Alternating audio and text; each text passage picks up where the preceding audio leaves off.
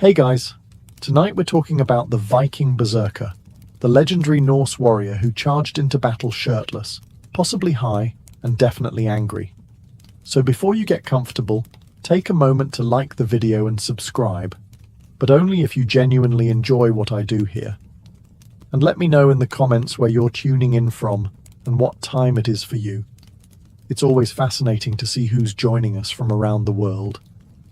Now, dim the lights, maybe turn on a fan for that soft background hum, and let's ease into tonight's journey together. Congratulations, it's a boy. A loud one. You didn't so much enter the world as blast into it, fists clenched, face red, and lungs at full capacity. The midwife says you howled for 7 uninterrupted minutes, which she claims is a local record. The village priest tried to bless you, but you bit his finger. Twice. From the start, you're not like other Viking babies. They coo. You growl. They nap. You glare at the thatched roof like it owes you silver. The family goat refuses to enter the longhouse when you're crying, which is most of the time. By the time you're crawling, you're already a menace. You've head-butted a hearthstone, bitten a sheep, and tried to fight your own shadow. Your parents are both alarmed and oddly proud. Your mother starts calling you bear cub, while your father quietly tells the neighbors you'll probably grow out of it. He says this while bandaging his shin. When other children play with carved wooden animals, you break yours in half and pretend it's a weapon. You practice screaming at trees. You once challenged a rock to a duel. You lost, but only because your cousin tackled you mid-roar and had to be removed from your back with a wooden spoon. As you grow, so does your reputation. Older villagers mutter things like spirited or cursed. You're not allowed near the mead barrel anymore after that one incident where you accidentally, or intentionally, bit the handle off. You're 4. The village shaman insists you have the fire in your blood. Your grandmother says it's just worms. Either way, everyone agrees you're headed down a particular path. And that path is likely to include yelling, battle, and an impressive collection of scars by age 12. But you're happy. Sort of. You don't really smile, but you do laugh when thunder strikes. And you've started carrying around a stick you call the enemy. You talk to it sometimes. It doesn't respond. Yet. In a cold land full of quiet survivalists and stoic fishermen, you stand out. A small, shirtless whirlwind of unpredictable fury and potential. You are not built for farming. You are not built for peace. You are built for berserking, and the village knows it. Your childhood, if we can even call it that, is less about innocence and more about collateral damage. Most Viking children learn practical skills early. Rope knotting, fire building, not stepping on livestock. You, however, specialize in accidental chaos. You break your first wooden sword within an hour of receiving it, not from training, but from swinging it into a support beam during breakfast. The house wobbles. Your father just sighs. You've been banned from the chicken pen. Repeatedly. It started as curiosity. Then you tried to train them. Then you challenged the rooster to single combat. The rooster won. You declared a rematch. No one knows what happened to it after that. But you walk around with a single feather braided into your hair and call it victory. At age 6, you fashion your own shield out of a broken barrel lid and charge into the family's drying racks. Clothes fly. Your mother calls you a storm in human form. Your grandmother tells people you're possessed by a warrior spirit. You tell people you just wanted to see what would break first, you or the pole. It was the pole. You are not malicious, just energetic. Your intentions are never cruel, just loud and fast. If something stands, you push it. If something creaks, you hit it. If something moves, you chase it. The village quickly learns to adjust. Neighbors begin reinforcing their fences. Local boys play farther from your house. Girls point at you and whisper. One brave child calls you goat-brained. You tackle him into a snowdrift and gain a nickname, Snowbreaker. You wear it proudly. Your only true friend is a sheepdog named Thoric, who follows you everywhere and occasionally saves you from your own decisions. Like the time you tried to scale the fish-drying scaffolds for training. You fell. The fish broke your fall. You still smell like haddock when it rains. Occasionally, an elder suggests you be sent to the temple for spiritual guidance. The temple politely declines. So you remain, a child of noise and splinters, always half covered in mud and stories. No one teaches you restraint. No one dares. Because even at age 7, it's clear you're not going to grow into a Viking farmer. You're going to grow into a Viking problem. By the time you turn 8, the village has stopped asking, "What's wrong with him?" and begun asking, "How do we point him at our enemies?" There's something in the way you glare at thunderstorms like you're trying to win a staring contest with the sky. Something in how you don't just run, you charge. Through puddles, through fences, through things that weren't built to be charged through. Your appetite is the stuff of legend. You eat like you're preparing for winter, even in summer. At one feast, you accidentally ate 3 boiled eggs, 2 fish cakes, and part of a table centerpiece before anyone noticed. When they did, you were already gnawing on a ladle. Your body is a roadmap of bruises and splinters, and none of them seem to slow you down. The local healer gave up trying to keep up with your injuries, and now just gives you a reassuring pat on the back and says, "Try to aim for the soft parts next time." You've begun developing a laugh, not a joyful one, but a full-chested, "I just scared myself and liked it" kind of noise. You once laughed this way after falling off a roof. You broke a barrel, a crate of onions, and part of your arm. You insisted it was the best day of your life. You start carrying sticks the size of small oars and calling them battle staves. You give them names like Skull Tickler and Stick of Pain. You duel trees. Some trees lose. Your parents give up assigning chores. Every attempt at teaching you patience ends in something getting set on fire. Once it was a bench. Once it was your own tunic. You don't wear that style anymore. The village elders begin to talk, not in hushed tones, but in whispers thick with awe and concern. They say you might be Berserker-born, touched by Odin, or possibly just cursed by too much goat milk. Either way, you are no longer just a rambunctious child.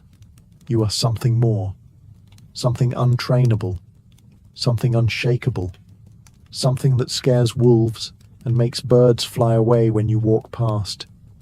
You are becoming the very thing Norse mothers warn their children about, and your journey hasn't even properly started yet. At age 10, someone finally decides you should receive formal training. It's unclear who, since no one wants to actually be your trainer. Eventually, a one-eyed veteran named Gore the Limp volunteers, mostly out of boredom, or possibly revenge.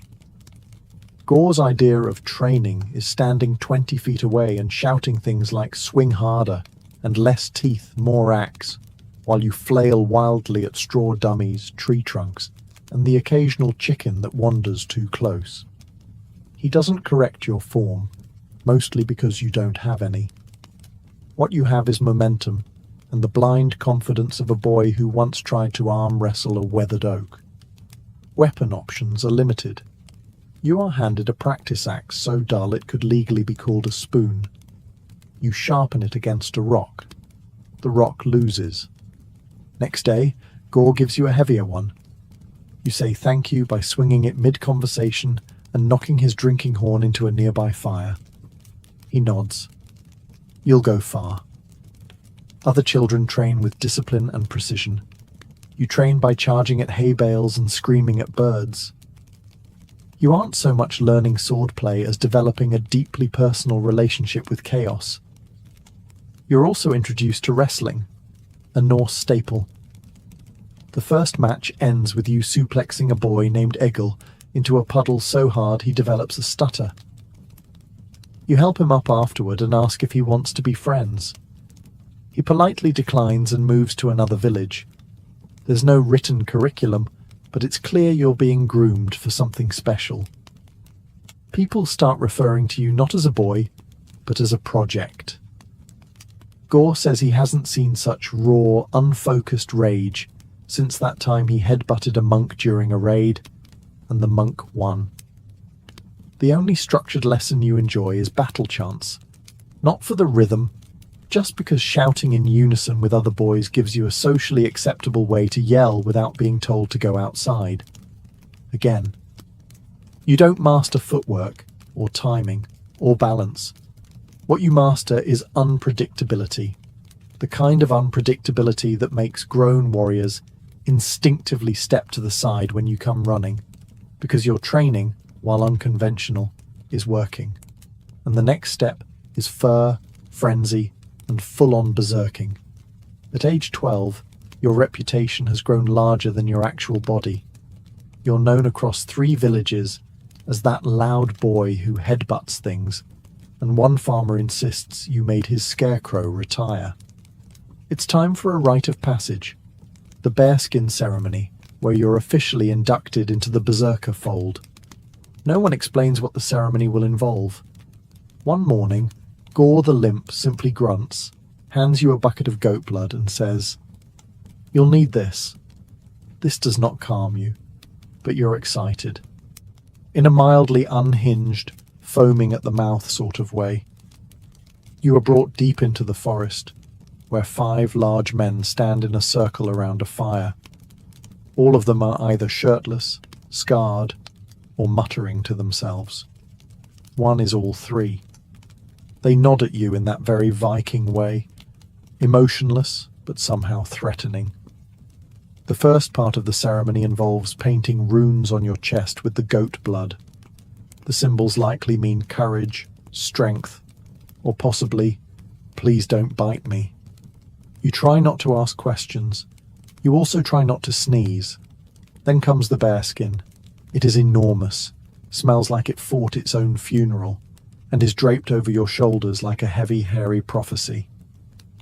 It's unclear if the bear was killed in honorable combat or just dropped dead from smelling you. Either way, it fits. As the fire crackles and the older berserkers chant in deep, unintelligible tones, probably Norse, possibly just grunting, you are handed a horn of something vaguely alcoholic, definitely spicy, and absolutely suspicious. You drink it in one go. This is a mistake. Your eyebrows briefly try to exit your face. Now you dance, not gracefully, not well, just violently, like a thunderstorm having a tantrum. You stomp, howl, and wave your arms like someone being chased by bees. This is called becoming the bear.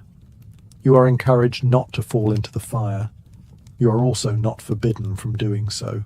When the ceremony ends, you are given your new name. It might be Wolf Liver, or Ulfa's Scream, or That Kid. You're too dizzy to hear clearly, but it doesn't matter.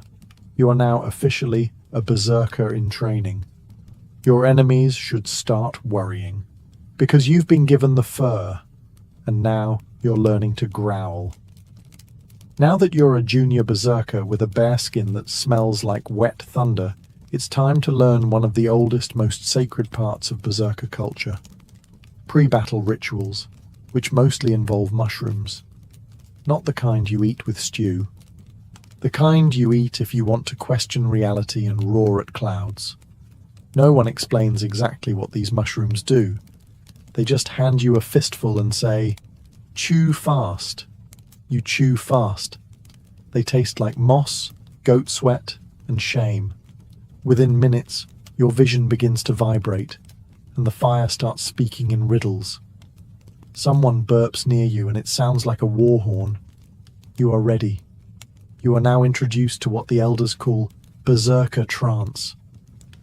The goal is to tap into your inner beast.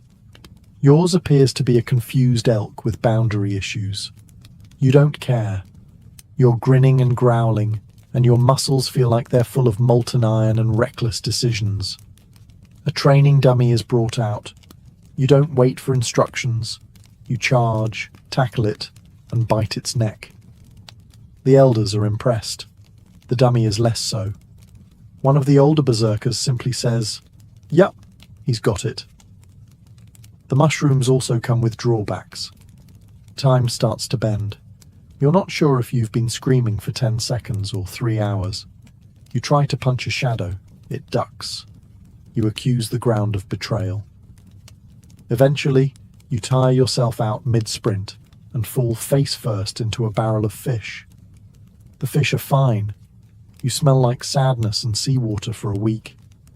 Despite this, the ritual is considered a success. Not every berserker uses mushrooms.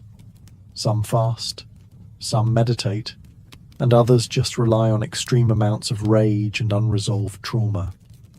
You, however, seem to thrive on the hallucinogenic option. You call it brain lightning. No one corrects you. The goal is simple: to become something more than human. Less man, more storm.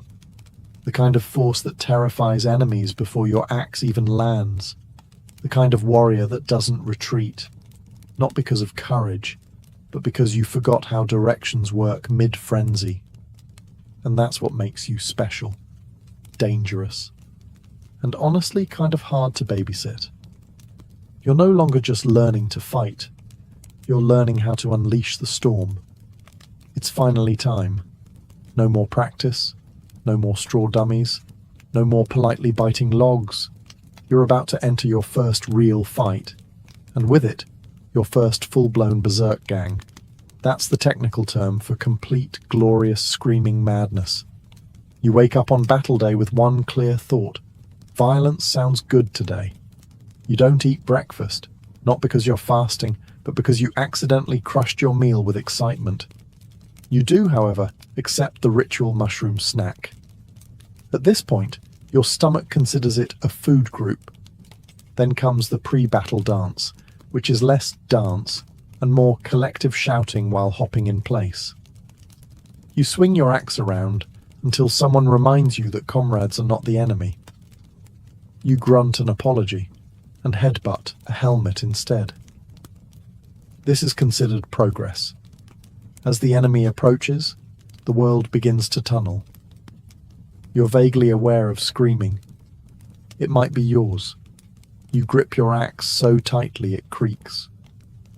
Your eyes roll back just slightly, enough to worry everyone but impress Gore, who whispers, "He's ready." And then, frenzy.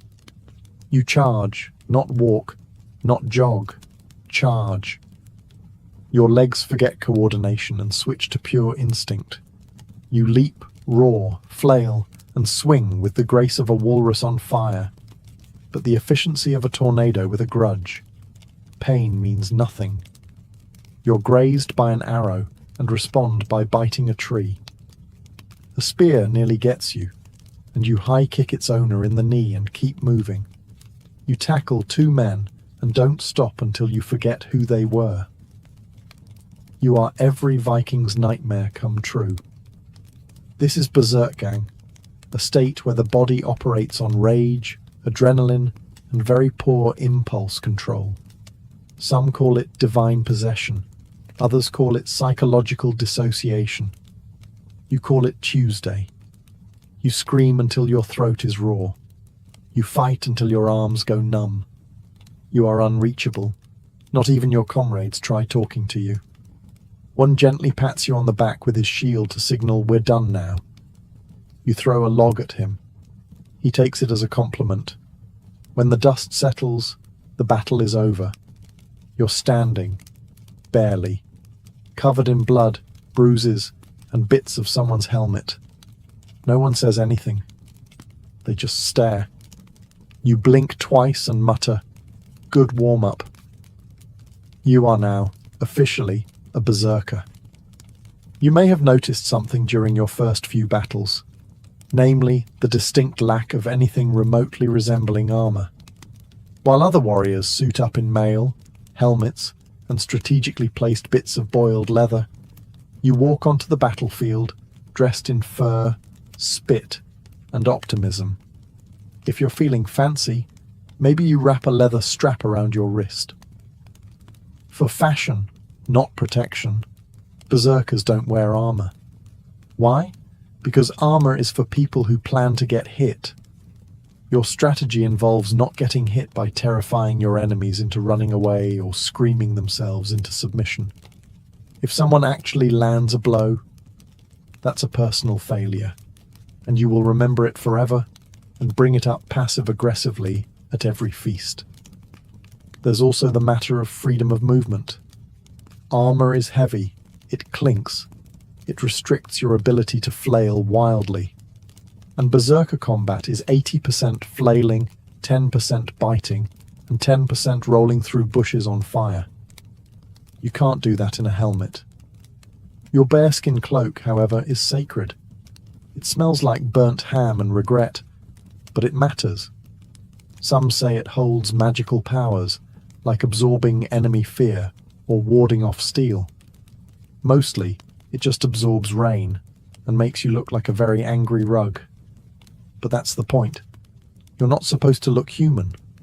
You're supposed to look like something that escaped a saga and now haunts the coastline. The lack of armor also means your body becomes the armor. You build calluses where others build shields. Your scars tell stories. Your bruises form constellations. And if you're really committed, you tattoo a wolf on your chest using ash, a sharp stick, and poor decision-making.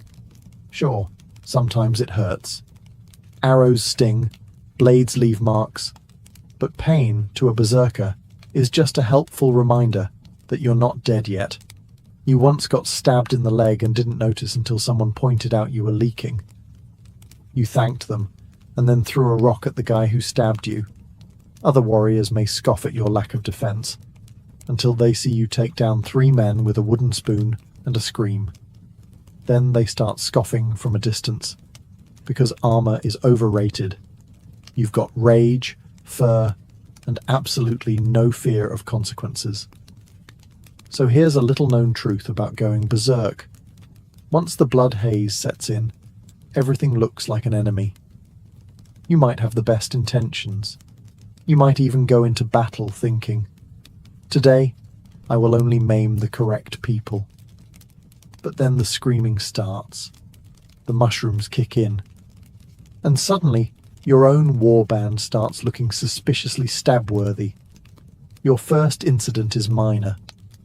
You headbutt your shield brother while trying to high-five him with your axe. He takes it in stride. Part of the experience, he grunts, while applying moss to the wound, but it escalates quickly.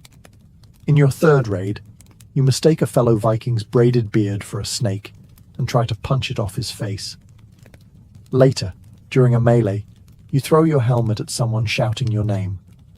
It was your cousin. He was trying to tell you dinner was ready.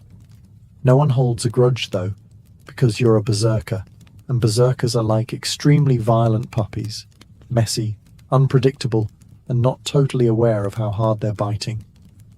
You even apologize once, mid-frenzy, after slamming into someone's back. It comes out as a roar and a thumbs up. He nods respectfully from the ground. The warband begins developing tactics to survive around you. Some wear bright red sashes so you remember not to tackle them. You forget anyway. Others stay 10 feet behind you and let you clear a path. One clever warrior starts shouting your name mid-fight just to confuse you. It works. You chase a tree for 20 minutes. Occasionally, someone suggests putting a bell around your neck. They are ignored. You are not a goat. You just act like one. By now, your comrades have developed a system. If you charge in the wrong direction, they wait. If you roar at a tent, they know to give you 5 minutes and then quietly set it on fire afterward, so you feel accomplished. Despite the accidental injuries, no one wants to fight without you. Because sure, you might swing wildly, hit allies and bite a few ankles. But you also break enemy morale just by existing. You are a storm. And sometimes storms hit friendly boats. But they're still storms. By now, your name carries weight. Not respect exactly. More like a vague sense of unease. In neighbouring villages, you're known as that one with the twitch, or the boy who ate a shield. No one's quite sure if that last story is true, but you don't correct them. Because in the Berserker business, myth is more useful than memory. Word spreads faster than you do. Before you even arrive, people hide their goats and reinforce their fences. Children whisper your name during storms. Some adults do too. Especially the ones who still remember that time you mistook a feast for a fight and flipped 3 tables before someone handed you a leg of lamb and gently redirected you toward the food. In battle, enemies hesitate when they see you. Not because you're tall or fancy, you're not. You're usually barefoot, shirtless, and bleeding from somewhere. But your eyes say, I don't know who you are, and I don't care. I just need something to scream at. This psychological warfare is your greatest weapon. You don't have polished armor or fancy technique. You have reputation, and that's far scarier. But reputation comes with a price. Damage control. After every battle, the cleanup begins. You usually wake up with a headache, covered in someone else's blood, clutching a tree branch you've named Victory. A priest offers a prayer. You grunt. He backs away. You've accidentally broken 3 longships, twice by stepping on them, scared off a diplomat by growling during a council meeting, and once tried to wrestle a statue. You lost, but only technically. Your warband learns to assign a handler, someone to calm you post-battle, guide you away from anything flammable, and remind you that tents are not enemies. You nod, then punch the ground. Old habits. Despite this, your legend grows. Skalds sing songs about you, mostly in minor keys. One refers to you as the Howling Hammer of Nordfjord. You like it. You don't remember Nordfjord, but assume it's something you broke. You're not just a warrior anymore. You're a walking rumour. A moving cautionary tale with strong shoulders and no impulse control. And in this brutal world of axes and honour, that makes you valuable. Or at least entertaining. You never planned on falling in love. Most berserkers don't. Feelings are tricky, hard to swing an axe at, and generally uncooperative. But one day, in between raids and headbutts, it happens. She's a blacksmith's daughter. Strong forearms, suspicious eyes, and a tendency to hit things with tongs when annoyed. You find this attractive. She finds you interesting, which is a generous term for dangerous but occasionally funny. Your courtship begins the traditional Viking way, by accidentally breaking her father's anvil. You tried to test its strength by hitting it with a log.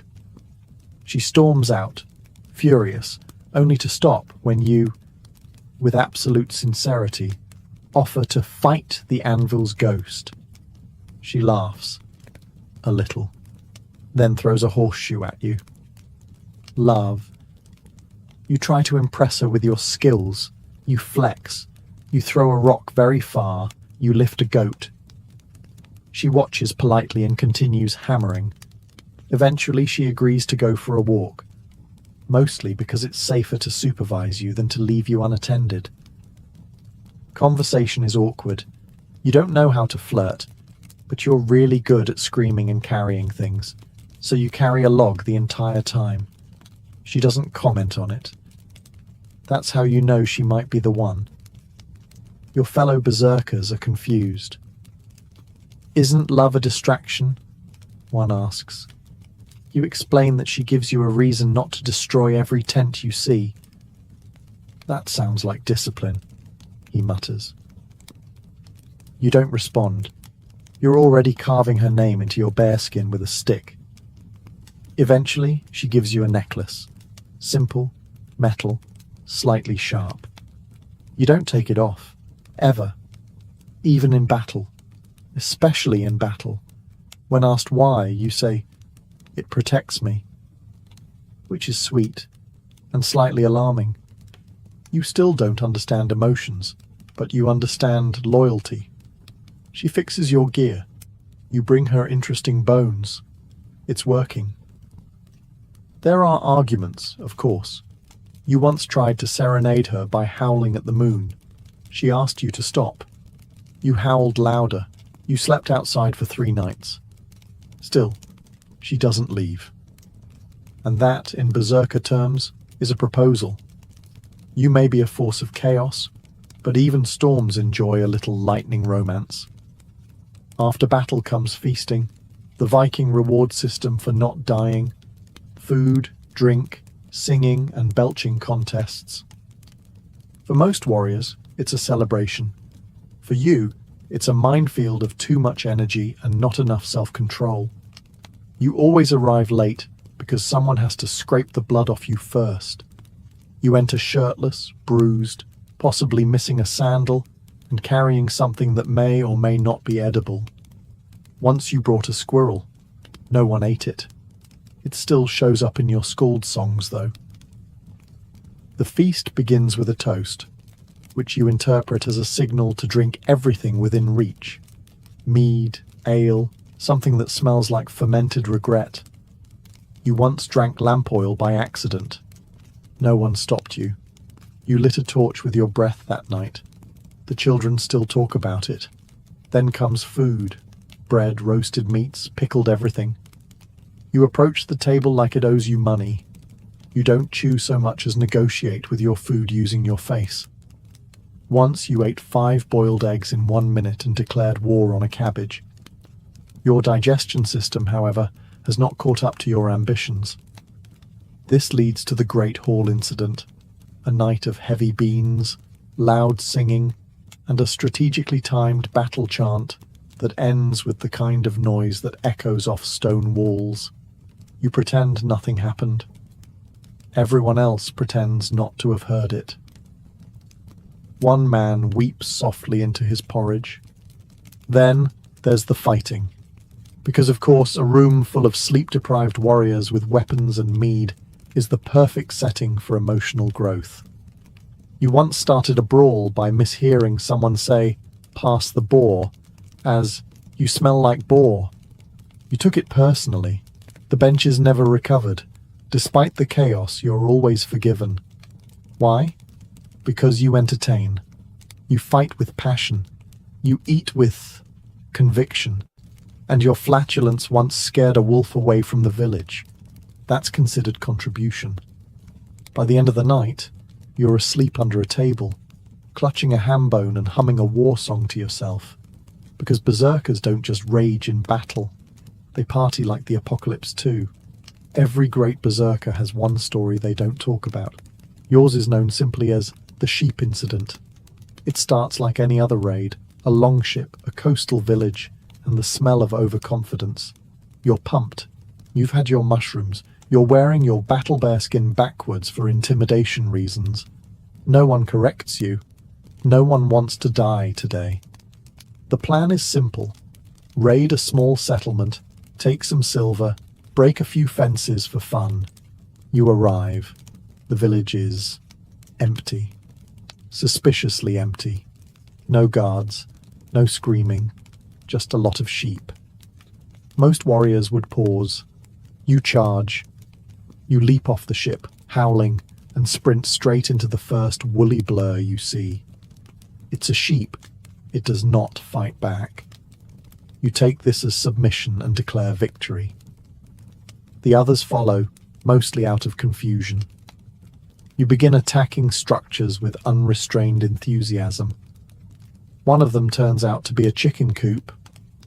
You are pecked aggressively by 5 hens and a rooster named Olaf. You retaliate by headbutting the sky. It's unclear who wins. You eventually enter what looks like a sacred hut and knock over an altar. Turns out it was someone's kitchen. You eat 2 loaves of bread and a candle. You only realize it was a candle when it starts burning your throat. You growl.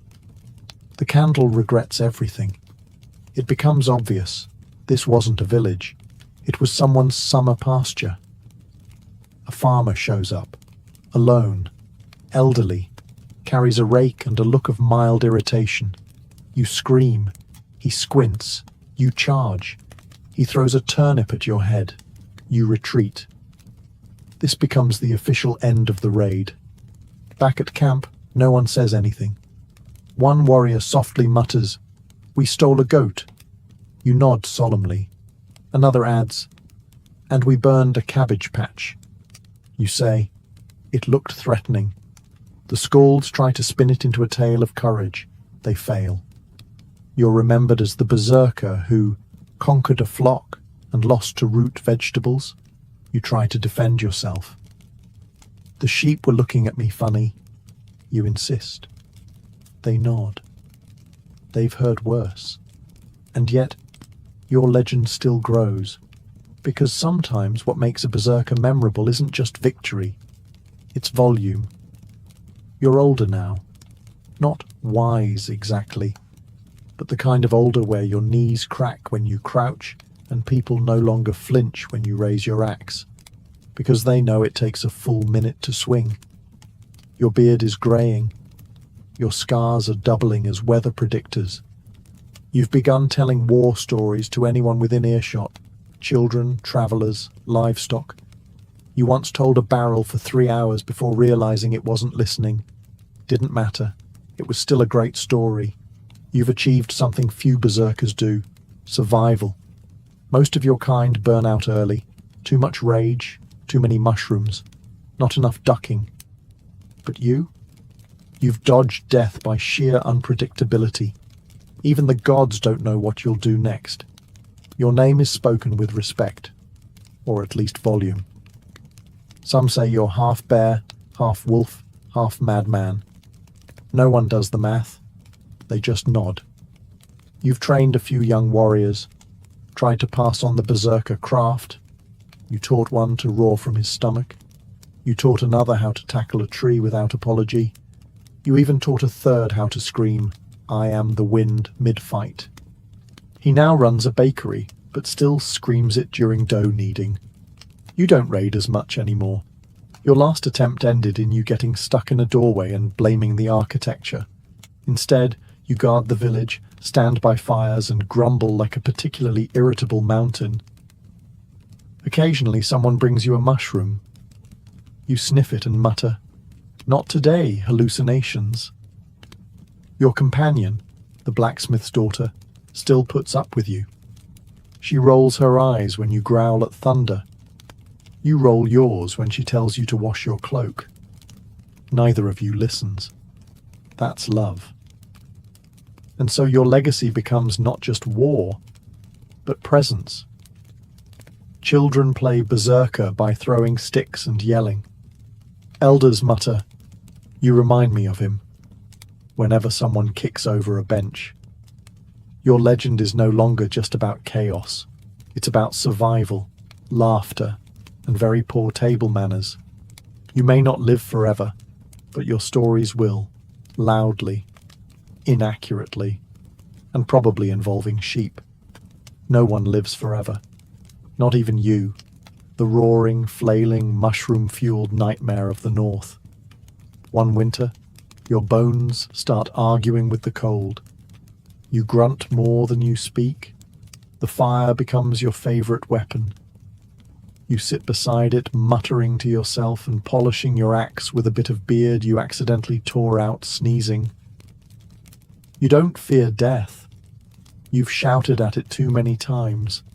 You once tried to wrestle a thunderstorm just to make the afterlife jealous. If anything, you're annoyed it's taking so long. You keep saying things like, "Any day now," followed by dramatic coughing and chewing rocks for effect. Eventually it comes, not in battle, not during a raid, but peacefully, under the stars, wrapped in your old bearskin, which still smells like regret and goat. You simply sit back, sigh, and mutter, "Tell Valhalla to reinforce the chairs." They say the skies thundered that night. They say a wolf howled without reason. They say someone found your final words carved into a shield. I regret nothing, except that turnip. Your funeral is, predictably, a mess. The village tries to hold a dignified ceremony. Instead, half the mourners end up brawling after someone says you once punched a cloud. A goat gets loose. The pyre catches fire too early. You would have been proud. Your warband drinks heavily. They sing songs off-key. They toss your old helmet into the fjord. It immediately sinks, like you once did, drunk, during a swimming contest with a barrel. Children reenact your life with sticks, grunts, and the occasional backflip. One of them bites a log. Everyone agrees. Your spirit lives on. The skalds write ballads. None of the details are accurate. You're credited with slaying 20 men in one swing and seducing a forest spirit. No one corrects them. History prefers entertainment over truth anyway. You're gone? Yes, but never forgotten, because you weren't just a warrior.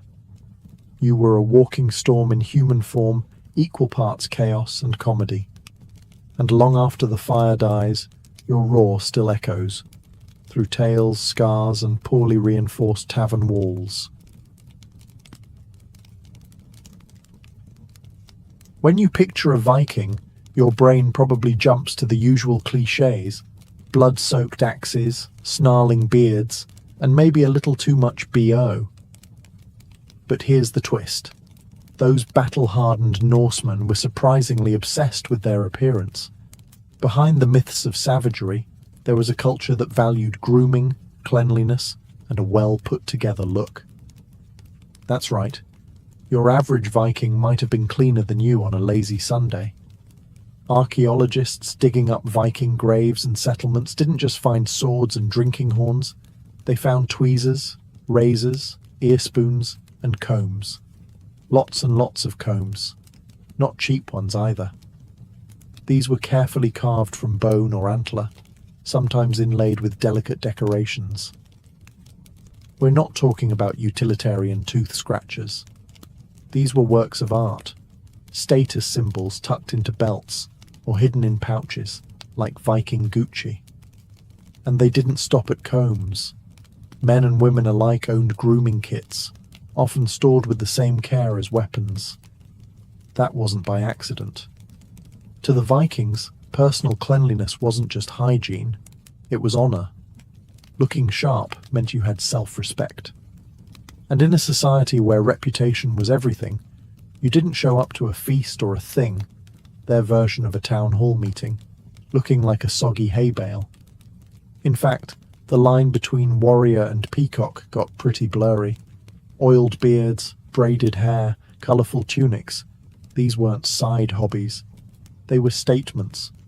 A well-groomed man said, "I may have just sailed for 3 days straight and decapitated a few monks, but look at this beard. Pristine."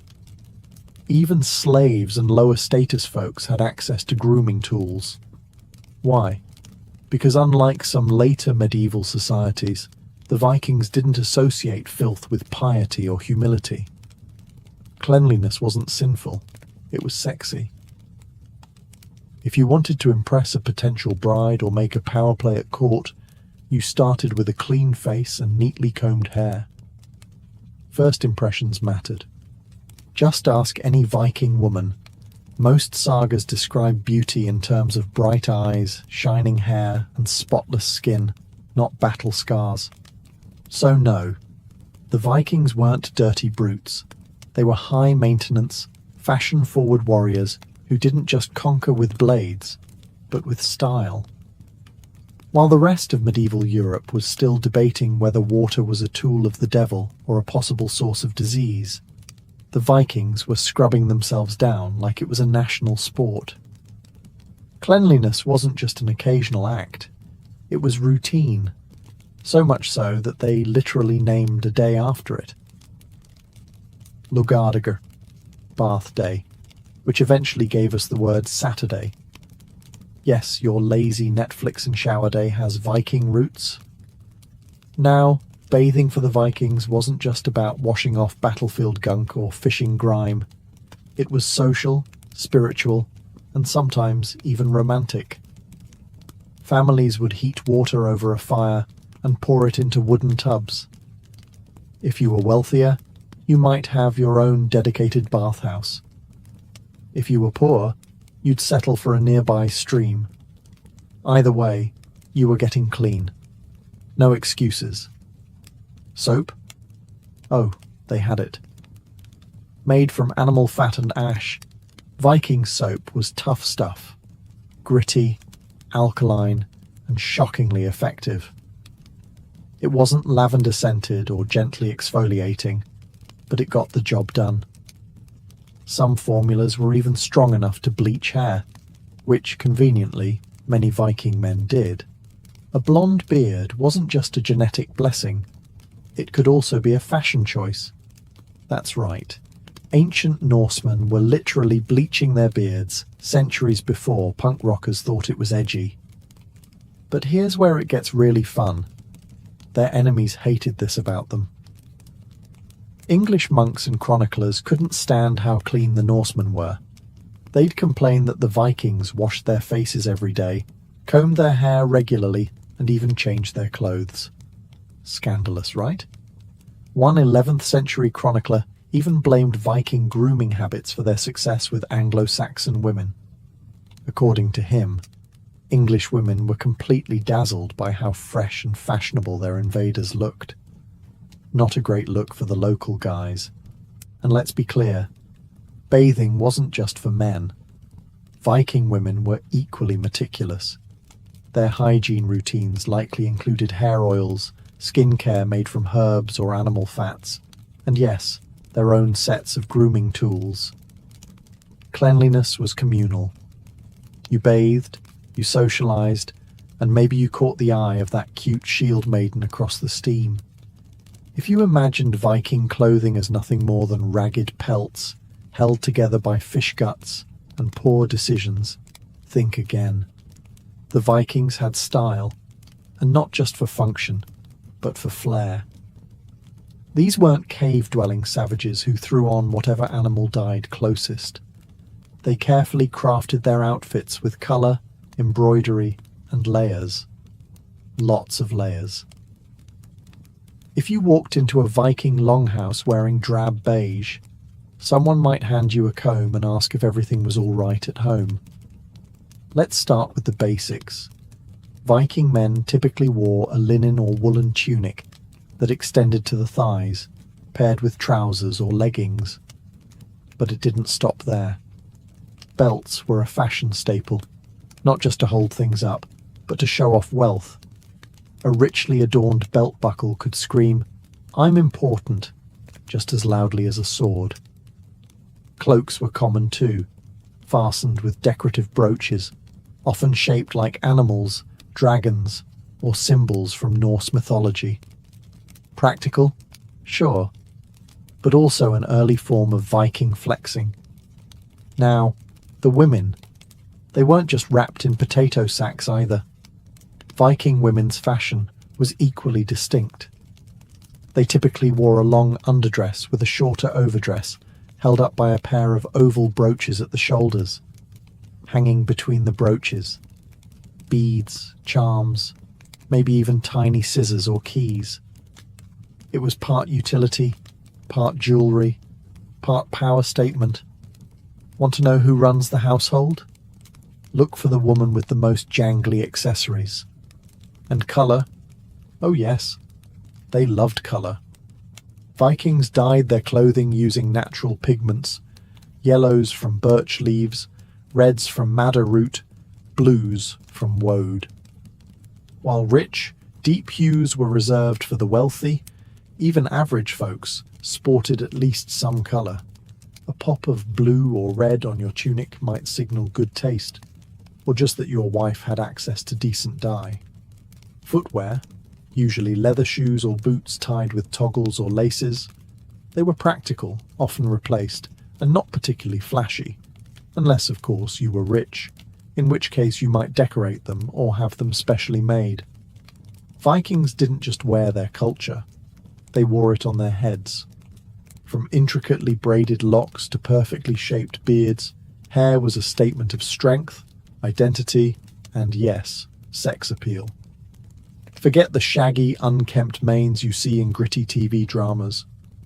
Real Vikings treated their hair like armor for the face, carefully crafted and worn with pride.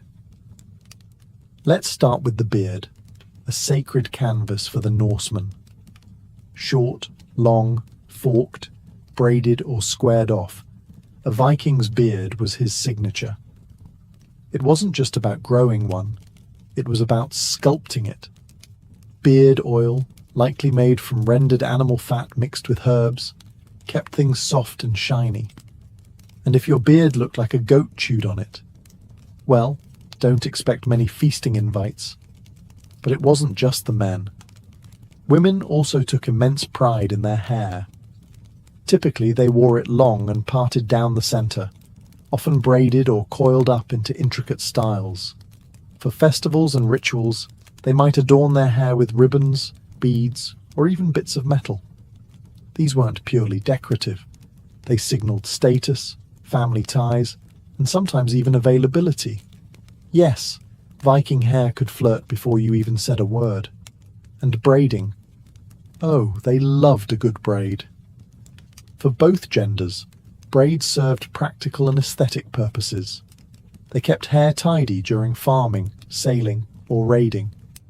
But they also looked impressive, especially when interwoven with leather cords or coloured thread. Imagine a warrior walking into battle with a beard braided in the shape of runes, equal parts intimidation and art project. Some warriors also partially shaved their heads, leaving long hair or braids at the back, a dramatic look that may have roots in regional or tribal identities. It gave enemies something to remember if they survived the encounter. Haircare tools? Vikings didn't mess around. They had combs, razors, and tweezers, often carried in pouches or hung from belts. Some even had small mirrors made from polished metal, because how else would you check if your braid game was still on point after sailing across the North Sea? Hair wasn't just style. It was identity, honor, and sometimes even spiritual protection. Whether you were a shield maiden or a blacksmith, your hair told a story. And like any good saga, it was worth maintaining. You might think of Vikings as rugged and practical, and you'd be right. But practical didn't mean boring. These people loved their bling. Jewelry wasn't just decoration, it was currency, status symbol, family heirloom, and personal branding all in one. A well-dressed Viking didn't leave home without some glitter, whether they were headed to a feast or a full-on raid. Let's start with the classics. Brooches. Viking women especially relied on them, not just to hold their clothes together, but to show off wealth and craftsmanship. The famous oval brooches, worn at the shoulders, were often cast in bronze or silver, and sometimes inlaid with intricate designs, serpents, knotwork, even tiny animals. Between those brooches, beaded strands filled with glass, amber, or metal charms. Think of them as wearable LinkedIn profiles. Here's my wealth, my connections, my craft. Let's network. For men, arm rings and neck torques were the go-to flex.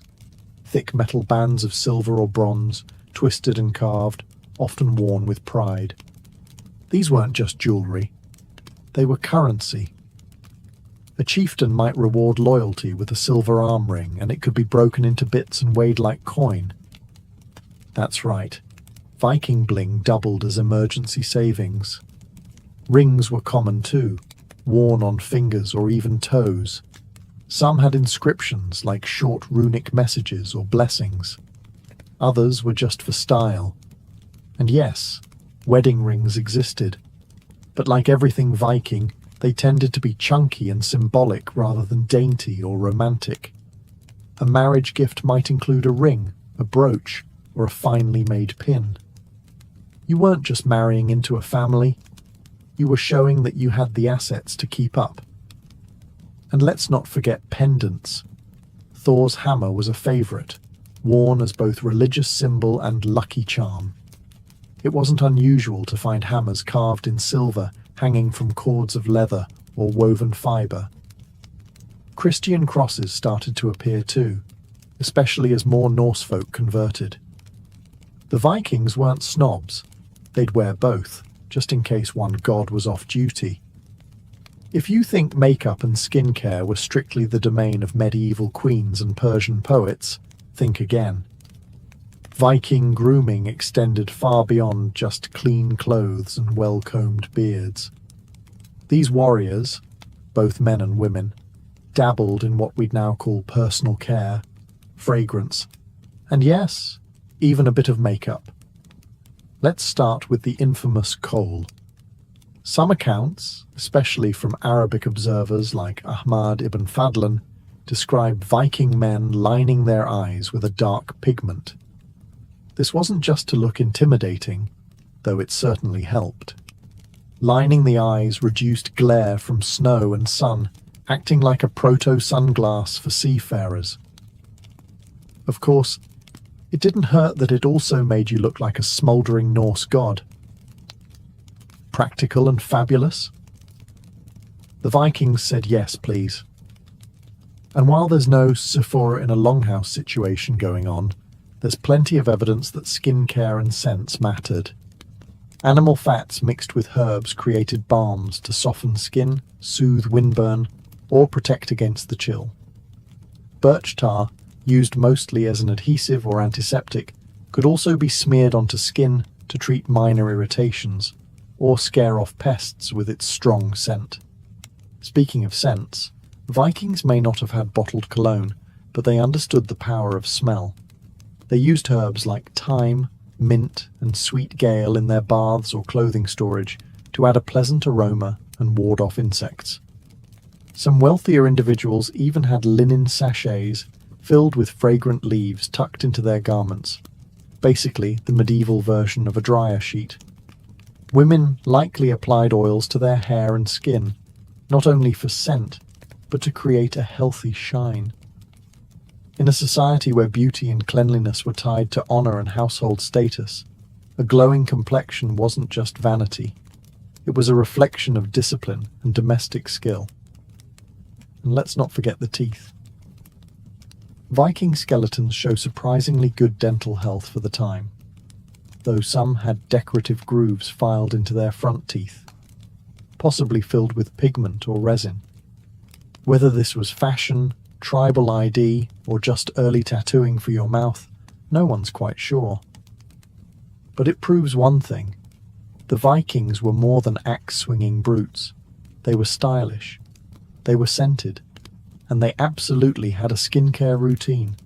Little Vikings didn't run around barefoot in sackcloth with tangled hay nests for hair, not unless they wanted a stern look from mum and possibly a splash of icy fjord water to the face. Children in Viking society were expected to be clean, presentable, and dressed according to both their family's means and the cultural standards of the time. In other words, even the toddlers had style rules. Viking children typically wore miniature versions of adult clothing. Tunics for boys, long dresses for girls, often layered with cloaks or aprons depending on the weather. Wool and linen were the go-to materials, with soft leathers sometimes used for shoes or colder climates. And yes, those shoes were real footwear, not just scraps wrapped around feet. Even the youngest members of the household needed to be mobile. After all, you never knew when a goat would need chasing, or a raid would roll through your village. Colours weren't limited to drab or neutral tones either. Viking children, like adults, or dyed fabrics, bright reds, earthy yellows, and deep blues, if the family could afford them. Embroidery was common too, especially on festive or ceremonial garments. If your child was being presented at a thing or a family feast, you didn't send them in rags. You braided their hair, straightened their tunic, and hoped they wouldn't immediately fall in a puddle. Hair was neatly managed. Little girls often wore braids, sometimes adorned with small beads, while boys might sport short cuts or the early beginnings of the hairstyles their fathers wore. And hygiene? Taken seriously. Just like adults, children were expected to wash regularly, especially before meals or important events. Bath day was a family affair, and skipping it wasn't an option, unless you wanted to be the stinky kid at the feast.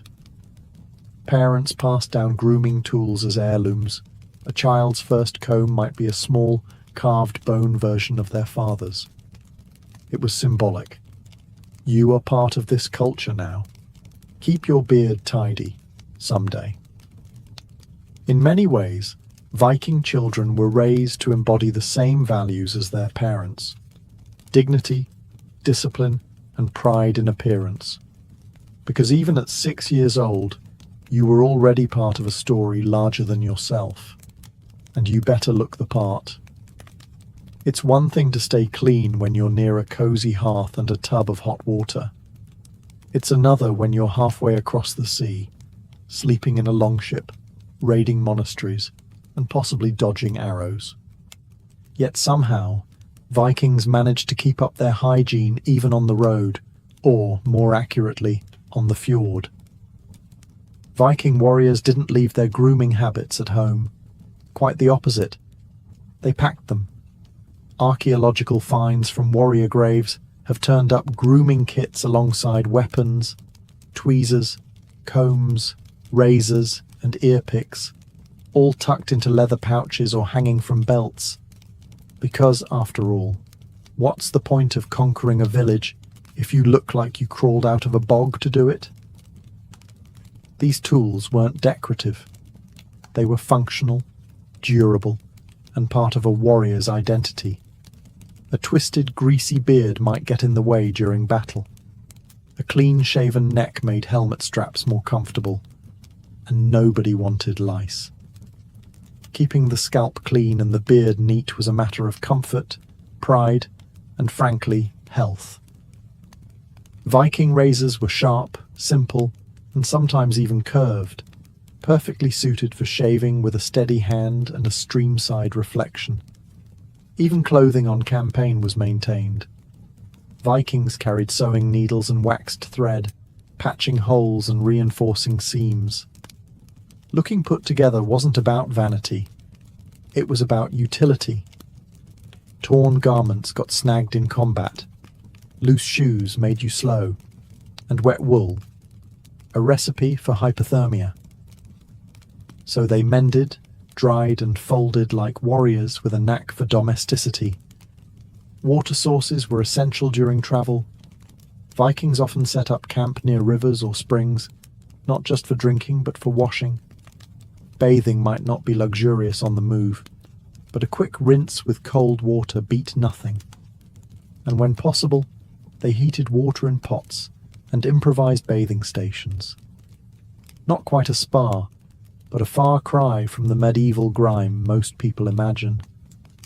And yes, even during raids, presentation mattered.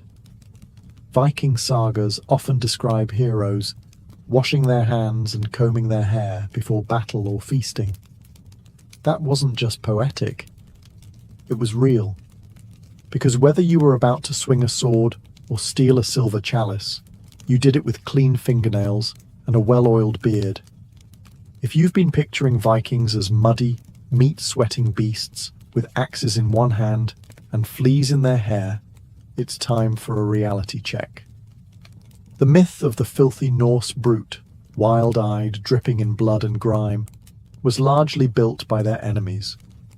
And let's be honest, if you just got raided by a stylish, muscular seafarer who also smelled like juniper and mint, you'd want to make him look bad in the history books too. The truth is, Vikings were some of the cleanest and best-groomed people in early medieval Europe. Compared to many Anglo-Saxons or Franks, who viewed bathing as suspicious at best and sinful at worst, the Norse obsession with hygiene made them look like walking contradictions. How could someone be both barbaric and better at skincare? Monks from Christian territories wrote about Norse hygiene with an odd mix of admiration and revulsion. They hated the fact that Viking men combed their hair, changed their shirts regularly, and took weekly baths. One monk even whined that Norse invaders were too successful with local women because they were always combing their hair, bathing every Saturday, and changing clothes often. Translation: they're hot and we hate it. Even today, popular media gets it wrong. Shows like Vikings or The Northmen do better than older portrayals, but still tend to overplay the grit. In reality, a Viking showing up to a feast in torn clothes and matted hair would be more likely to get side-eyed than celebrated. Status, honor, and reputation were everything, and that included how you looked and smelled. Did every Viking walk around looking like a runway model? No. Life was still rough, and survival came first. But the idea of cleanliness, order, and personal pride ran deep in their culture. A warrior's appearance was part of his strength. A woman's hair and dress reflected the honor of her household. Even in death, Vikings were buried with combs, razors, and grooming kits, because the afterlife deserved a polished version of you too. In most of ancient Greece, a respectable woman was quiet, hidden, and obedient, basically invisible in public life. But walk into Sparta, and you'd find something radically different. Spartan women didn't just exist, they owned land, opinions, muscles, and, quite frankly, a lot of power.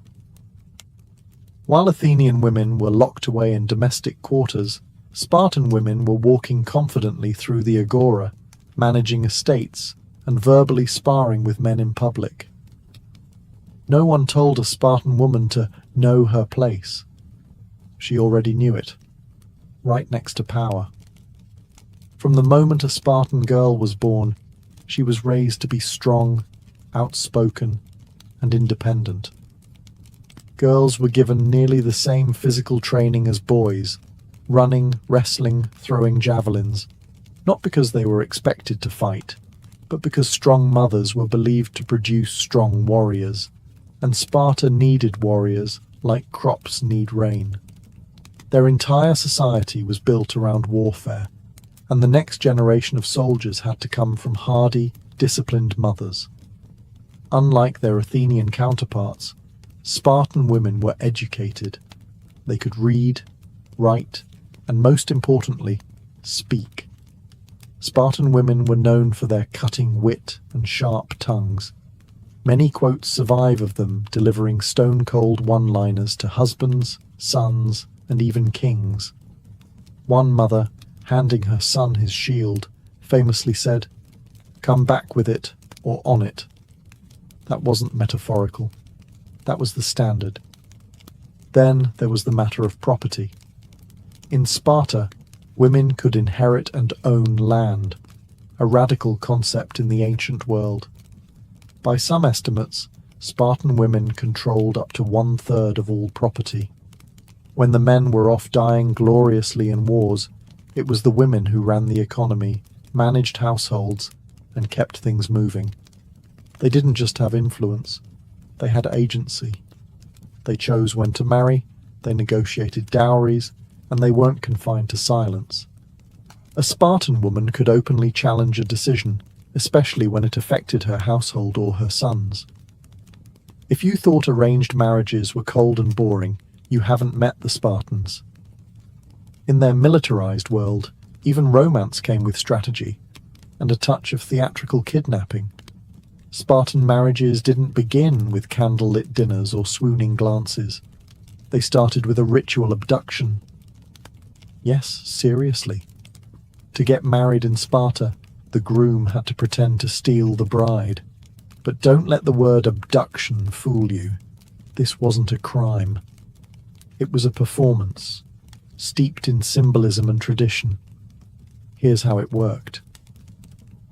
Once a marriage was arranged, typically by the families, often with political or economic interests in mind, the groom and his friends would sneak into the bride's household and abduct her. She was taken to a secret location where an older woman would shave her head, dress her in a man's cloak and sandals, and lay her down on a straw pallet. Now, why the androgynous makeover? That's still debated, but it likely had to do with Sparta's rigid gender expectations. The bride had to be symbolically unsexed, perhaps as a way to mark the transition from girlhood to womanhood, or to reflect the masculinity that Spartan society prized. Shaving her head was also a way to tie the ritual to the military identity of the polis. After all, femininity was fine, but toughness was mandatory. The groom would then visit her in secret, under the cover of night, sometimes for months. By day, he stayed in his barracks with the other men, following strict military routines. By night, he'd sneak away for these trysts with his wife. It was both romantic and incredibly awkward, a clandestine honeymoon that could last well into the first year of marriage. This strange custom reflected the balancing act Spartan society demanded. Warrior discipline above all, but reproduction was a duty to the state.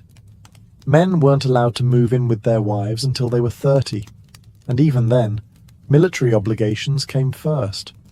So you've been ritually abducted, your hair's been shaved, you're officially married, congratulations. Now pack your things and go back to your parents' house. Because in Sparta, being married didn't mean moving in together. In fact, one of the strangest aspects of Spartan marriage was how long couples spent living apart. Sometimes years. Spartan men were expected to live in military barracks until they were 30. This wasn't optional. From the age of 7, boys entered the agog, the state-run education and training system that forged them into warriors. Even after reaching adulthood, they remained part of communal mess groups, syssitia, and were expected to spend their nights in the company of their fellow soldiers, not their wives. Domestic life was secondary to duty. For newlywed men, this meant that marriage was more like a recurring secret rendezvous than a shared household. A husband would sneak away at night to be with his wife, then return to the barracks before sunrise. These nightly visits could go on for years, until the man was finally permitted to live at home. The idea wasn't to deprive them of intimacy, it was to ensure that family life never distracted from military discipline. As for the women, they remained at home, managing property, raising children, and maintaining the household. But don't imagine them pining by the hearth. Spartan women were famously independent and economically powerful. With their husbands away, they ran estates, supervised helot labourers, and took part in civic life. Some even grew wealthy, controlling land, influencing local politics, and commanding respect in ways unthinkable in other parts of Greece. This odd arrangement didn't stop Spartans from having children. In fact, producing strong offspring was a civic duty. Some sources suggest that if a man was deemed too weak, another stronger man could be invited to father children with his wife, all with the state's blessing. The goal was not romance or personal fulfillment.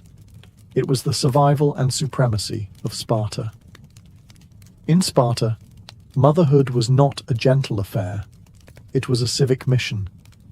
Spartan women weren't praised for embroidery or piety. They were celebrated for producing strong sons who could serve the state. Giving birth wasn't just personal, it was patriotic. Every child was a future warrior, or the mother of one, and the stakes were sky high. From a young age, girls were trained for this role. Not just in the household arts, but physically. Running, wrestling, discus throwing, all these exercises weren't just for sport. They were meant to ensure healthy, capable mothers who could bear robust children. A weak mother, the Spartans believed, would bear weak soldiers, and Sparta had no room for that. When a Spartan woman gave birth, her child was immediately examined by the state. If the newborn appeared frail or deformed, it could be abandoned, left at the foot of Mount Taygetus, exposed to the elements. As brutal as this sounds, it reflected the Spartan obsession with strength and survival. There was no tolerance for perceived weakness. Only the strong would be raised, trained, and eventually contribute to the warrior machine. But for women who did produce healthy sons, status was elevated. Spartan mothers held immense influence, not through politics, but through legacy. A woman who had lost multiple sons in battle might receive public honors. She wasn't pitied, she was revered. Her sacrifice was seen as noble, almost sacred. Mothers would tell their sons to return with your shield or on it, meaning come back victorious or die trying. Interestingly, women were not just baby factories. They had a say in their children's upbringing, particularly before the boys were handed over to the Agog at age 7. Until then, mothers shaped their values: pride, endurance, discipline. Girls, meanwhile, stayed with their mothers and were molded into the next generation of Spartan women, strong, smart, and unafraid to speak their minds. Lineage also mattered. Noble Spartan women came from the warrior elite, and their family connections could impact marriage prospects and land inheritance. But regardless of class, a mother's greatest pride and the ultimate mark of honor was in raising a child who could serve the state. While women across much of the ancient world were treated like property, Spartan women owned property, and lots of it. In fact, by some estimates, they controlled nearly a third of all land in Sparta. That wasn't just a historical footnote. It was a seismic shift in gender norms. In a society where men were constantly away training or fighting, women stepped into the economic driver's seat and never gave it back. This wasn't some accidental loophole. Spartan law allowed women to inherit property from both their fathers and their husbands. And since so many Spartan men died young in battle, widows were common, and often quite wealthy. But these women weren't just passive landholders. They actively managed estates, directed labourers, mainly helots, and negotiated business dealings. They were landowners, estate managers, and economic power brokers, all rolled into one. This made Spartan women extraordinarily influential. They had wealth, they had authority, and they had autonomy. They didn't need male guardians to represent them in court or public dealings like Athenian women did. A Spartan woman could act in her own name, a rare privilege in the ancient world. But with all that power came suspicion, especially from outside observers.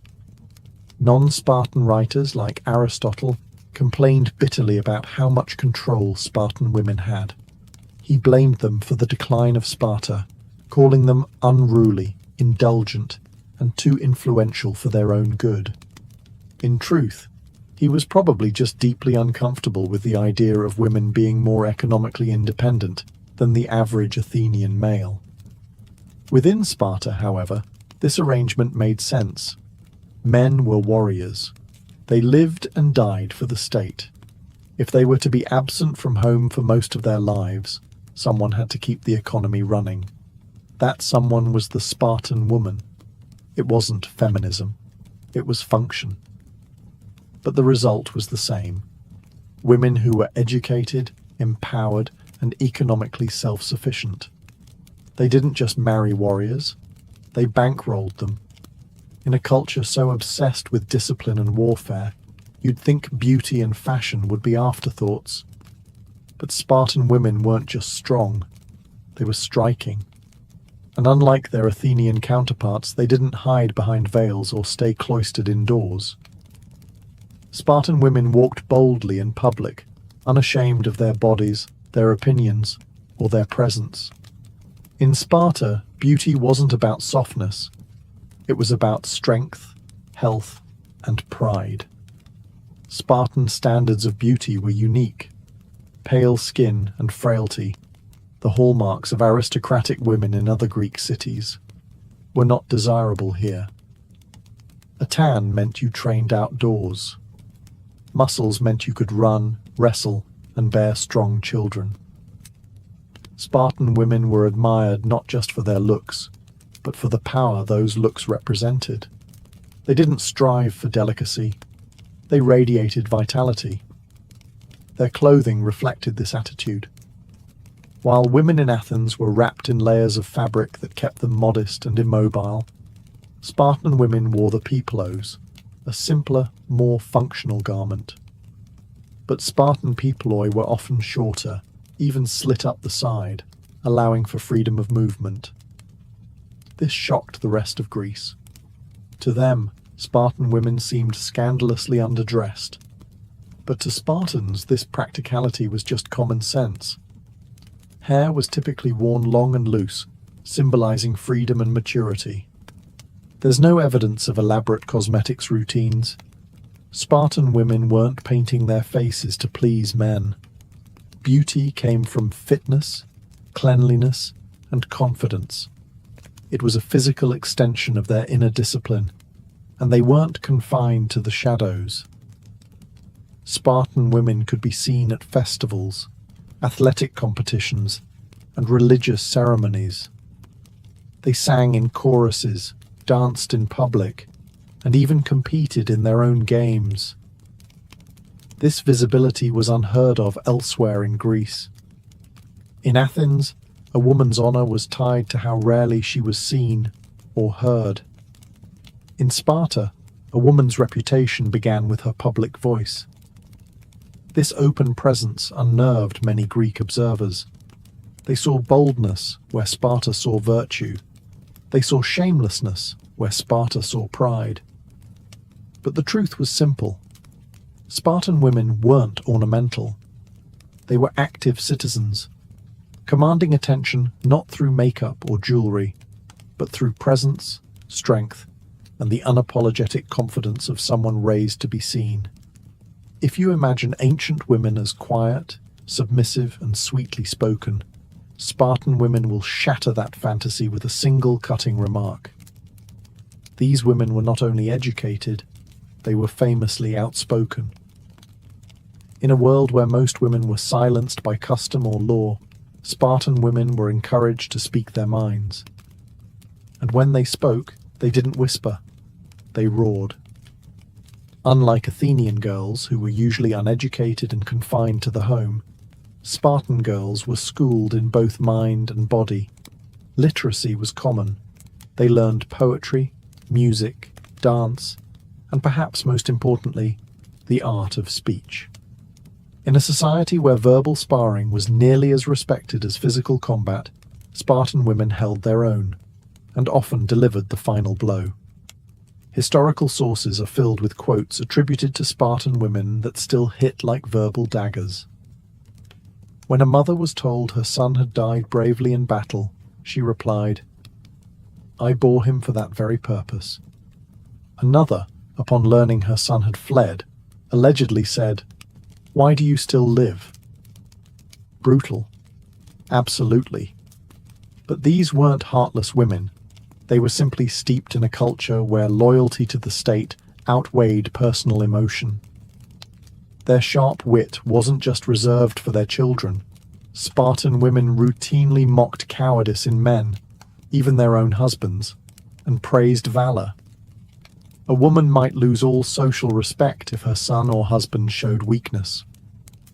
Conversely, if they died gloriously, she was honored, almost sacred. In Sparta, strength of character and tongue was a feminine virtue. This reputation spread far beyond Laconia. Greek writers from other city-states often commented on the unfeminine nature of Spartan women, their bold voices, their public presence, their refusal to be subdued. But Sparta didn't care about Athenian opinions. It cared about results. And a woman who could command attention, raise warriors, and speak like a general, that was a woman to be respected. Even in myth and memory, Spartan women stand out not for passivity, but for presence. They weren't just mothers and wives. They were mentors, guardians of discipline and verbal gladiators. In a city built on strength, silence wasn't golden. It was suspicious. And a Spartan woman with a sharp tongue? That was just another weapon in the arsenal. In most of ancient Greece, marital fidelity was a one-way street. Men could stray, women could not. But in Sparta, even sexual politics were unconventional. Spartan marriage didn't revolve around romantic love or monogamy. It was about biology, duty, and ensuring a steady stream of future warriors. And sometimes that meant bending, or outright breaking, the typical rules of fidelity. Spartan society was deeply pragmatic. The state's survival depended on a strong army, and a strong army required strong children. So if a husband was too old, too weak, or too frequently away on campaign, it wasn't unthinkable for a Spartan wife to be paired, temporarily or semi-officially, with another man, purely for reproductive purposes. This wasn't scandalous. It was statecraft. There are accounts of older men lending their wives to younger, fitter men to produce healthy offspring. Sometimes permission was given, sometimes it was arranged quietly. And if a woman herself identified a strong, reputable Spartan and wanted to bear his children, she could, with her husband's blessing. The key factor wasn't jealousy or morality. It was strength, lineage, and civic benefit. This has led to debates about whether Sparta practiced polyandry, one woman having multiple husbands, especially since male citizens were often away for years. While it wasn't official policy, practical arrangements like shared wives or fathering agreements did exist. But it's important to note, this wasn't about love triangles or free love. It was about breeding the best soldiers possible. And children born of these unions were fully legitimate, provided both parties were citizens. The state wasn't concerned with whose name went on a birth record. It cared about the quality of the next hoplite. Of course, this reproductive flexibility wasn't available to everyone. It was limited to full Spartan citizens, the elite Spartiates, whose declining numbers made each birth a matter of national interest. The helots and lower classes weren't afforded the same agency or choices. Still, this unique approach gave Spartan women a level of sexual autonomy unseen elsewhere in the Greek world. While Athenian women were cloistered to preserve their chastity, Spartan women were trusted, even expected, to make decisions about reproduction that aligned with the state's needs. In Sparta, your love life wasn't just personal, it was political. And babies? They weren't just blessings, they were strategic assets. Long after Sparta fell, the legend of the Spartan woman lived on. Fierce, independent, and unlike any other woman in the ancient world. While Athenian playwrights and Roman historians often reduced her to a curiosity or a warning, her legacy was much bigger than scandal or stereotype. She embodied a rare combination of discipline, authority, and respect. And for that, she has echoed through time like a spear striking bronze. In her own era, the Spartan woman was a walking contradiction. She was a landowner in a patriarchal world, a public speaker in a society that silenced women, a figure of beauty whose body was admired for strength rather than softness. She didn't hide behind a veil or await instruction. She instructed, She ran estates, raised warriors, made cutting political observations, and even directed reproductive decisions, all while operating within one of the most rigidly militarized societies ever known. She was no feminist in the modern sense. Her freedoms were granted by a brutal system built around male warfare. But within those constraints, she achieved a level of autonomy that other Greek women could only dream of. And she did it without apology. Her influence wasn't confined to her lifetime. Philosophers like Aristotle criticized her. Roman writers couldn't stop talking about her boldness. Even modern historians are captivated by her paradox. Empowered, yet born into a system that prioritized the state over the self. And yet, that's what makes her so compelling. The Spartan woman was never just a side character in her husband's story. She was the foundation of Spartan society, the one who kept the economy running, the households intact, and the warrior supply steady. She was the unsung strategist behind the spear wielders, the shield that didn't crack. In many ways, she challenges every assumption about gender in the ancient world. While most women were denied agency, the Spartan woman embodied it. And while her freedoms were carved from necessity, they became cultural cornerstones, respected, institutionalized, and even feared. Today, she remains a symbol of contradiction and defiance, not because she rejected her society's values, but because she mastered them. In a world of men, she didn't just survive, she thrived, with a blade-sharp mind, a well-run estate, and a tongue that could wound deeper than any sword. In Sparta, death wasn't a tragedy. It was a test, a final measure of whether a person had lived in service to the state. Unlike the lavish funerary customs of Athens or Egypt, Spartan death rites were stripped bare of emotion and ornament. No long public mourning, no ornate grave markers for the masses. In fact, most Spartans were buried anonymously. A nameless grave wasn't shameful, it was expected. Only two types of people were given the honor of having their names carved in stone: warriors who died in battle and women who died in childbirth. Everyone else, no matter how respected in life, was buried quietly, without commemoration. Why? Because in the eyes of Sparta, the ultimate sacrifice wasn't living well. It was dying for the state. For men, that meant death on the battlefield. Not from illness, not in old age, and definitely not in bed. A warrior who died clutching his shield in formation was a hero. A man who died from slipping in the bath, forgotten. Spartans believed that to fall in battle was the only noble end, the culmination of a life shaped by the brutal agoge training and years of military service.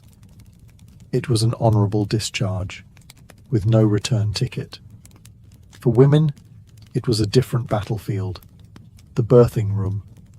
If a woman died giving birth, she was seen as having fulfilled her highest duty, producing the next generation of warriors.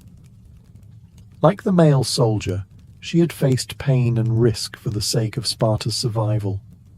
Her death, too, merited a grave marked by name. Everyone else, the merchants, elders, craftspeople, even those who died peacefully after a long life, received a modest burial and were left unmarked. Their service was appreciated but not glorified. The logic was brutal but consistent. Sparta honored sacrifice, not sentiment. Mourning was kept brief, just a few days, and loud lamentation was discouraged. The focus wasn't on sorrow, but on legacy. How did the person die? What did their death contribute to Sparta? In this harsh system, dying well wasn't about comfort. It was about proving your worth, one last time, in the most final and public way possible. In Sparta, dying as a warrior wasn't just heroic. It was the ideal. From the moment a boy entered the agog at age 7, he was trained for one singular purpose: to die gloriously, if needed, in defense of the state. And not just any kind of death would do. A warrior's death had to be public, brutal, and above all, in battle. Only then did it earn recognition. The Spartan shield wasn't just equipment, it was symbolic. To lose it in combat was the ultimate disgrace. A hoplite who dropped his sword might be forgiven, but abandon your shield, and you'd likely be banished or killed. Why? Because the shield protected not just the soldier, but the entire phalanx. Without it, you endangered everyone else. That's why Spartan mothers famously told their sons, "Come back with your shield, or on it," meaning victorious or dead. Anything else was cowardice. If a Spartan died with honor, holding the line, refusing retreat, his name was remembered. His grave was marked. His family was praised. The city itself would publicly honor him, because he had become the very image of Spartan virtue, strength, courage, and loyalty to the end. And yet, for all this glory, Spartan funerals remained minimalist. No carved sculptures, no epic poems, no parades of mourners. A simple marked grave, possibly with a name and a symbol of their rank, was enough. The legacy didn't need art. It lived in memory and reputation. What made the warrior's death so sacred wasn't personal achievement, it was sacrifice. Sparta cared little for individual glory. A man who fought well and lived was useful. A man who fought well and died was immortalized, not for his skills but for his service. Even in myth, Spartans honored this principle. Leonidas and his 300 weren't idolized because they won. They didn't. They were remembered because they stood and died when others would have run. That was Sparta's idea of success. Total loyalty, even unto death. So while other cities built marble tombs for poets and politicians, Sparta honored its dead soldiers with silence, brevity, and the quiet power of a name chiseled in stone. In a society built around war, it might seem like women were pushed to the margins. But Spartan women played a vital, if often understated, role. Their duty wasn't to fight on the battlefield, but to give birth to those who would. And in Sparta, this responsibility was taken so seriously that a woman who died in childbirth earned the same honor as a warrior who died in combat, a marked grave. This was no small gesture. Most Spartan citizens, regardless of status, were buried anonymously. Only those who made the ultimate sacrifice for the state were remembered by name. For a woman, that meant enduring the physical trial of labor, a task Sparta treated as her own form of battle. To die in childbirth was to give everything for the state's future, and Sparta, brutal as it was, recognized that sacrifice. There was no grand ceremony, no mournful procession, but her name would be carved into stone, a rare act in a society that valued silence and self-control over spectacle. That stone wasn't just a grave marker, it was an official acknowledgement. This woman died in service to Sparta. Spartan girls were trained from youth to be physically strong and resilient. This wasn't just to make them tough, it was to prepare them for motherhood. A healthy, disciplined body was believed to produce strong sons, and by extension, a stronger state. The logic was harsh, but consistent with the militarized values that defined every inch of Spartan life. A woman's worth wasn't measured by beauty or obedience, as it was in Athens or Corinth. In Sparta, her worth was tied to legacy, the sons she bore, the household she managed, the land she owned, and in rare cases, the ultimate price she paid giving life to Sparta's next generation. This idea of childbirth as battle made Spartan women both respected and feared by outsiders. To many Greeks, Spartan women were wild, unfeminine, and overly bold. But within their own walls, they were pillars of strength, and when necessary, martyrs. So when a Spartan woman died in childbirth, her name wasn't just remembered, it was revered. Because in a land of warriors, she had proven herself one in the only way she was allowed. In Sparta, death wasn't a time for spectacle, it was a time for silence. Unlike Athens, where funerals could turn into dramatic public performances with mourners tearing their clothes and professional wailers sobbing on cue, Sparta kept its funerals short, serious, and subdued. Mourning wasn't forbidden, but it was regulated. Spartan restraint didn't stop with life. It extended deep into death. The funeral of a Spartan was quick. Burial usually happened within 24 hours of death. No long wakes, no drawn-out lamentations. Excessive displays of emotion were discouraged, especially in public. Crying loudly, wailing, or throwing oneself on the coffin was frowned upon. Not because Spartans didn't feel grief, but because grief was considered personal, and public discipline always came first. There was no elaborate processional. The body, if male, might be wrapped in a cloak and carried on a shield by his comrades. If female, she may have been wrapped simply, laid to rest without jewelry or finery. Wealth and decoration didn't matter. The legacy of the life did. Burials typically took place outside the city walls, in designated graveyards. While most graves were unmarked, those who had earned the honor, fallen warriors and women who died in childbirth, might receive a stone marker with a name. No florid epitaph, just a name, sometimes a symbol. That was all. In Sparta, that was enough. Family mourning was modest, restricted to a few days. Laws even limited how many people could attend a funeral and who was allowed to wear black or shave their heads in mourning. The message was clear. Don't mourn too long. Life and duty must go on. Cremation wasn't commonly practiced in Sparta. Burial was preferred, with the body returned to the earth quickly and without ceremony. There were no grand tombs, no pyramids of pride. The glory was not in where or how you were buried, but why. Even children were taught to approach death with stoicism. If your father died in battle, you didn't collapse in grief. You stood taller. If your mother died in childbirth, you didn't weep. You honored her memory by living up to her sacrifice. In Sparta, the funeral wasn't the end of the story. It was just a brief pause before the legacy began.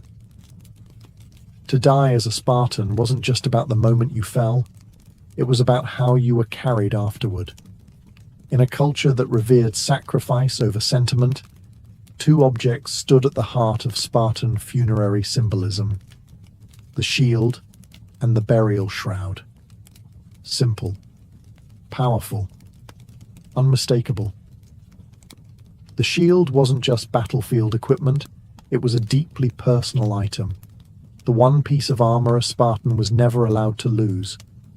Unlike swords or spears, which could be replaced or dropped in battle, the shield protected not just the warrior, but the man standing next to him.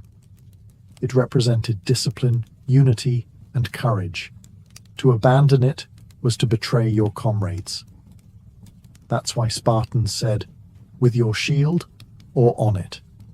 It was both a battle cry and a burial instruction. When a Spartan warrior fell in battle, he was often carried home on his shield. That flat surface, now silent and bloodied, became his final bed. It was a public statement. This man did not run. This man died with honor. It was the ultimate sign that he had passed Sparta's final test. For women, the shroud was just as symbolic.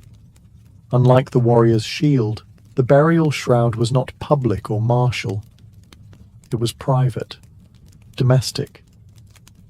A woman who died in childbirth might be wrapped in the very cloths she had woven herself. These shrouds weren't fancy. They weren't perfumed or jeweled, but they were sacred, proof that she had completed her duty, given life to Sparta, and paid the ultimate price. No gold, no weapons, no grave goods. Spartan funerals avoided the materialistic trappings common in other parts of Greece. Even the shroud and shield were functional, not decorative. But in Spartan eyes, they said everything that needed saying. These symbols, one hard and forged in war, the other soft and spun in the home, told you exactly who the deceased had been. You didn't need a eulogy. You didn't need a statue, a man carried on his shield or a woman wrapped in her woven cloth. These were Sparta's true memorials. In most cultures, mourning is loud, emotional, and drawn out, a release of sorrow for the living and a tribute to the dead. But Sparta wasn't most cultures. In Sparta, mourning wasn't about emotion. It was about control. The death of a loved one was not an invitation to weep. It was a test, just like every other moment in Spartan life. Grief in Sparta was a private affair, strictly regulated by law and custom. Loud wailing, forbidden. Tearing your clothes, excessive. Falling to your knees in public despair? Absolutely not. Spartans believed that public grief weakened morale and disrupted the collective focus on duty. And so, even in death, personal feelings bowed to the state. Mourning periods were short, typically only a few days. Families were expected to return to daily life quickly. No prolonged black clothing, no monthly rituals, no shrines in the home. The dead had passed into memory, and memory had to serve Sparta, not sentiment. Children were raised with this mentality from a young age. If your father died in battle, you didn't cry. You honored him by standing tall. If your mother died in childbirth, you didn't crumble. You carried on her strength. Spartan boys were even encouraged to show no emotion at funerals as an early exercise in stoicism. A tear could be seen as weakness. This doesn't mean Spartans didn't feel loss. Of course they did. But feelings were never meant to get in the way of function. A Spartan mother might mourn her son quietly, but if he died with honor, she would feel pride above pain. In some cases, women whose sons survived battle were less celebrated than those whose sons had died bravely. The values were inverted. Grief became glory. Memory, in this context, was less about personal remembrance and more about civic contribution. The name on a grave wasn't just for the family, it was for Sparta. It told future generations, this person gave everything. Learn from them. Emulate them. In Sparta, death could make you a hero, but only if it happened the right way. Dying in battle was honorable. Dying for Sparta was divine. But dying in cowardice, that was worse than death itself. In a culture that worshipped bravery, there was no space for hesitation. A Spartan who fled the battlefield wasn't just shamed, he was erased, disgraced, and damned by memory. The word for this kind of man was trembler, someone who shook with fear instead of standing firm in combat. Tremblers were publicly humiliated. They were forced to wear cloaks with patches of different colours to mark their disgrace. Their beards were half-shaved, a visual announcement that they had failed to uphold their duty. And their shame was communal. They couldn't marry, they couldn't hold office, and they couldn't sit beside honourable men in public events. They were ghosts in their own city. And if they died after having fled, there was no redemption, no name on a stone, no recognition. not even anonymous burial with the rest. The city might bury the body, but it wouldn't mourn. The man would be remembered, if at all, as a warning, not a warrior. It's worth noting that Spartans didn't demand suicidal charges or foolish bravery. Strategic retreat in the name of a larger tactical goal was one thing, but abandoning your comrades to save your own skin, that was the ultimate betrayal. This same strict moral code applied even within the family. A mother might disown a son who came back alive but dishonored. Some mothers are even recorded as having opened their doors only to slam them shut in the face of a living but cowardly child. A brutal gesture, yes, but in Sparta, honor was not negotiable. Cowardice didn't just stain the individual, it stained the bloodline. A cowardly death meant your family name was associated with weakness, a death sentence for reputation in a society where legacy was everything. In Sparta, where the individual often took a back seat to the collective, burial sites reflected the city's austere and disciplined values. Unlike the grand tombs of Athens or the elaborate necropolises of Egypt, Spartan graves were intentionally simple, a stark reminder that in death, as in life, humility and service were paramount. Most Spartans were buried outside the city walls in communal graveyards. These sites were functional, not decorative. Graves were unmarked pits or shallow earth mounds, often without any lasting memorial. The lack of personal monuments underscored a cultural emphasis on the collective over the individual. The city remembered its heroes, but it did so without fanfare. Only those who died in battle or women who died in childbirth received marked graves. These exceptions were rare and significant. Their graves might have simple stone markers inscribed with names or symbols, serving as public recognition of sacrifice. These markers weren't ostentatious, no statues or elaborate carvings, just a name to remind future generations of the individual's contribution to the polis. Some historians suggest that Spartan burial practices were designed to avoid glorifying death itself. Unlike other cultures that celebrated the afterlife with lavish tombs, Sparta saw death as a transition. The real honor was in the life led, not the monument left behind. The Spartan dead were not worshipped, but remembered through actions and stories passed down by the living. These burial sites also served a social function. They reminded Spartans daily of the cost of their militarized society. Every grave was a silent testament to the sacrifices made for the city's survival and supremacy. Visiting these sites wasn't a moment for grief, but for reflection on duty and legacy. Moreover, the communal nature of Spartan graves reinforced the city's ideology. In life, Spartans fought as a unified phalanx. In death, they rested together in shared earth, equal before the state. No single Spartan was greater than the whole, and burial customs reflected that profound humility. The Spartan approach to burial, though stark, spoke volumes. It was a final lesson. Glory is fleeting, but service is eternal. In Sparta, the way you were remembered mattered far more than how long or loudly you were mourned. Unlike many ancient cultures that celebrated elaborate funerals and erected grand monuments, Spartan society focused on legacy, the lasting impact of a person's life and death, not the ceremony surrounding it. Spartans believed that excessive mourning was a sign of weakness, both personal and collective. Their society thrived on discipline and endurance, so lingering grief was discouraged.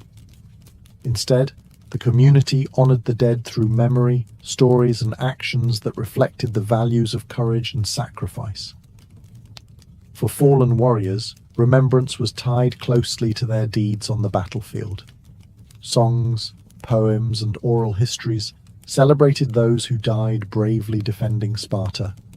Their names were spoken with pride, not just by their families, but by the entire city. Even without elaborate tombs, their legacies were immortalized in Spartan culture, a living tribute to their sacrifice. Women who died in childbirth also received lasting recognition. Their deaths were seen as equally vital to Sparta's future, and their names were remembered as symbols of strength and duty. In this way, Spartan women were honored as integral to the city's survival, not merely as passive figures. The Spartan ethos extended beyond individual families. Memorials and public commemorations were less about personal loss and more about reinforcing collective identity. Annual festivals and rituals often included honoring the dead as exemplars of Spartan virtue, inspiring the living to embody the same courage and discipline. This focus on legacy also shaped Spartan education. Boys were taught to see death not as an end, but as a passage into immortal honor. They learned that dying well secured their place in the community's memory, a powerful motivator that tied personal conduct to public duty. The Spartan approach may seem harsh by modern standards, but it forged a resilient society where death was neither feared nor excessively lamented. Mourning was brief, but remembrance was enduring.